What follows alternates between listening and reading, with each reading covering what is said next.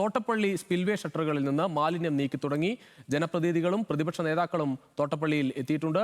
ഷട്ടറുകൾ ഒരടി കൂടുതൽ ഉയർത്തണമെന്നാണ് ആവശ്യം. ദേശീയപാത നിർമ്മാണത്തിന്റെ ഭാഗമായി തോട്ടപ്പള്ളി സ്പിൽവേയുടെ അടുത്ത് നിർമ്മിച്ചിരിക്കുന്ന താൽക്കാലിക ഇരുമ്പ് പാലം പൊളിച്ചു നീക്കുകയാണ്. അമൽ സുരേന്ദ്രൻ ചേരുകയാണ് കൂടുതൽ വിവരങ്ങളുമായി. അമൽ സുരേന്ദ്രൻ, ഈ തോട്ടപ്പള്ളി വിഷയം അത് ഈ ഒരു മഴക്കാലത്ത് തുടങ്ങിയതല്ല, എല്ലാ കാലത്തും അവിടെ ഒരു പ്രതിസന്ധിയായി തുടരുന്നുണ്ട്. എന്തായാലും ഇത്തവണ അത് രൂക്ഷമായി. അത് മുഖ്യമന്ത്രി അടക്കം ഉള്ള ആളുകൾ ഇടപെടുന്നു. അടുത്ത ദിവസം മുതൽ കുട്ടനാട് മേഖലയിലേക്ക് മന്ത്രിമാർ എത്തി നേരിട്ട് തന്നെ ഇത് വിലയിരുത്തുകയും ചെയ്യും. ഇപ്പോഴത്തെ പ്രവർത്തനങ്ങൾ ഏത് രീതിയിലാണ് തോട്ടപ്പള്ളിയിൽ പുരോഗമിക്കുന്നത്?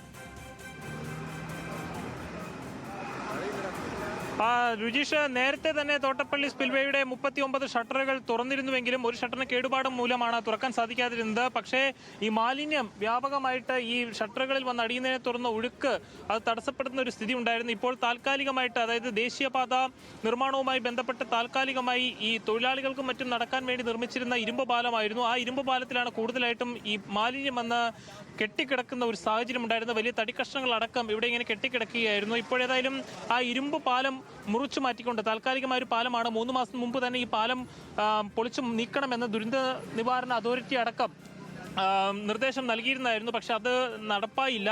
അതിനുശേഷം ഇപ്പോൾ ഇത്രയും ബുദ്ധിമുട്ടുണ്ടായതിനു ശേഷമാണ് ഇപ്പോൾ ഈ പാലം പൊളിച്ചു നീക്കിക്കൊണ്ട് ഈ മാലിന്യം ഒഴുക്കി കളയുവാനുള്ള ഒരു നടപടി എടുത്തത്. ഇതിന്റെ ഭാഗമായിട്ട് 1 മണിക്കൂറോളം ബുദ്ധിമുട്ടിയതിനു ശേഷമാണ് ഈ പാലം മാറ്റുവാനുള്ള ഒരു സ്ഥിതി ഉണ്ടായത്. ഇപ്പോൾ ഏതായാലും ജനപ്രതിനിധികളടക്കമുള്ള ആളുകൾ ഇവിടേക്ക് എത്തിയിരുന്നു. അല്പസമയം മുൻപാണ് CPM-ന്റെ നേതൃത്വത്തിൽ ഇവിടേക്ക് ഒരു പ്രതിഷേധ മാർച്ച് നടന്നത്. ഈ പ്രതിഷേധ മാർച്ച് ഇപ്പോൾ കടന്നുപോയതിനു ശേഷമാണ് തൊട്ട് പിന്നാലെയാണ് ഈ പാലം പൂർണ്ണമായും പൊളിച്ച്, അതായത് അതിൻ്റെ ഒരു ഭാഗം പൊളിച്ചു നീക്കുവാൻ സാധിച്ചിട്ടുള്ളത്. അതിലൂടെ മാലിന്യങ്ങൾ ഒഴുക്കി കളയാൻ കഴിയുമെന്നുള്ള ഒരു തീരുമാനത്തിലാണ്, അല്ലെങ്കിൽ അതിലൂടെ തന്നെ ഒഴുകി നിൽക്കാനുള്ള ഒരു ശ്രമത്തിലാണ് ഇപ്പോൾ ഈ തൊഴിലാളികളെല്ലാം മുന്നോട്ട് പോയിക്കൊണ്ടിരിക്കുന്നത്. ഏതായാലും ഇതിലെ ഏറ്റവും സങ്കടകരമായ ഒരു കാര്യം, ഇത്രയും പ്രശ്നം ഇവിടെ നടന്നിട്ടും ഈ ഭാഗം അമ്പലപ്പുഴയുടെ ഭാഗമാണ്, അമ്പലപ്പുഴ നിയോജക മണ്ഡലത്തിന്റെ ഭാഗമാണ്. അമ്പലപ്പുഴ നിയോജക മണ്ഡലത്തിന്റെ MLA ആയിട്ടുള്ള G. സുധാകരൻ ഇവിടേക്ക് എത്തുവാനോ സ്ഥിതിവിവരങ്ങൾ വിലയിരുത്തുവാനോ ഒന്നും തയ്യാറായിട്ടില്ല.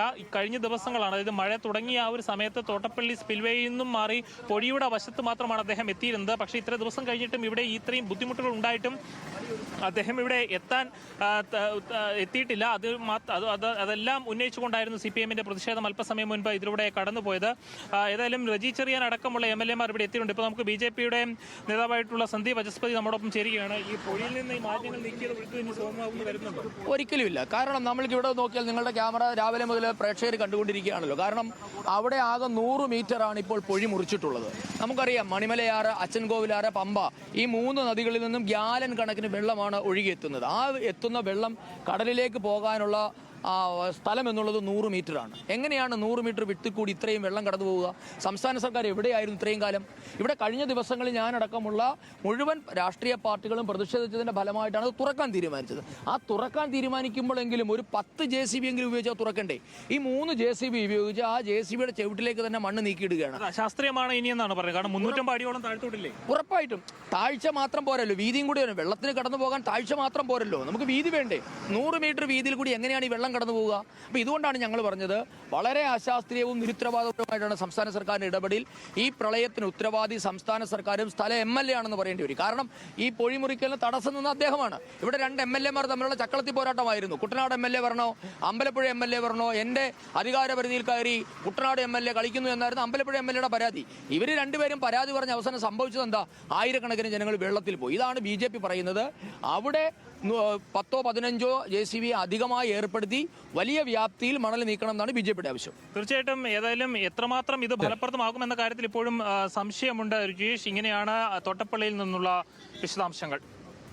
ശരി അമൽ, എന്തായാലും തോട്ടപ്പള്ളിയിൽ ഇപ്പോഴും മാലിന്യം നീക്കാനുള്ള പ്രവൃത്തി തുടരുന്നുണ്ട്. എന്തായാലും അത് വേഗത്തിലാകുന്നില്ല എന്ന പരാതിയാണ് അവിടെയുള്ള പ്രതിപക്ഷ പാർട്ടികളും അതോടൊപ്പം BJP അടക്കമുള്ള പാർട്ടികളുടെയും ആവശ്യം.